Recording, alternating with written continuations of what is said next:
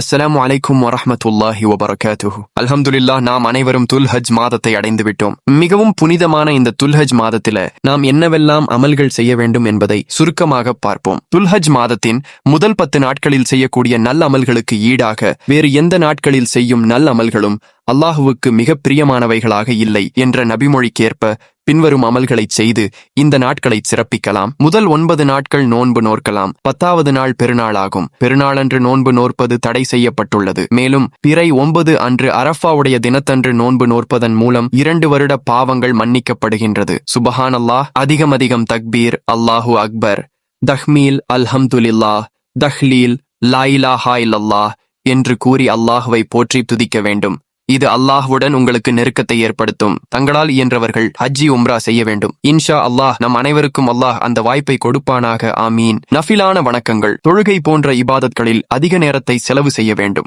மேலும் யாராவது நோய் வாய்ப்பட்டிருந்தால் அவர்களை சென்று சந்தித்து அவர்களுக்கு ஆறுதல் வழங்க வேண்டும். மேலும் அவர்களுக்கு தேவையான உதவியும் செய்து கொடுக்க வேண்டும். மேலும் இந்த நாட்களில் அதிகமாக அல்லாஹ்விடம் பாவ மன்னிப்பு தேட வேண்டும். அதிகமாக துவா செய்ய வேண்டும். இன்ஷா அல்லாஹ் உங்களுடைய துவாக்களை ஏற்றுக்கொள்வானாக. ஆமீன். மற்றும் நம்மிடம் உள்ள கெட்ட பழக்க வழக்கங்களை கைவிட்டுவிட்டு நல்ல அமல்களில் நம்மை ஈடுபடுத்திக் கொள்ள வேண்டும். இது போன்ற விஷயங்களை மற்ற அனைத்து நாட்களிலும் முழுமையாக கடைபிடிக்க அதிகமாக முயற்சி செய்து அல்லாஹ்வின் திருப்பொருத்தத்தை அடைவோம் இன்ஷா அல்லாஹ். மேலும் இது போன்ற அழகிய இஸ்லாமிய தகவல்களுக்கு நம்ம யூடியூப் சேனலை இப்பவே சப்ஸ்கிரைப் பண்ணிக்கோங்க. மேலும் உங்களுடைய ஃப்ரெண்ட்ஸ் அண்ட் ஃபேமிலிக்கு ஷேர் பண்ணிருங்க. அஸ்ஸலாமு அலைக்கும்.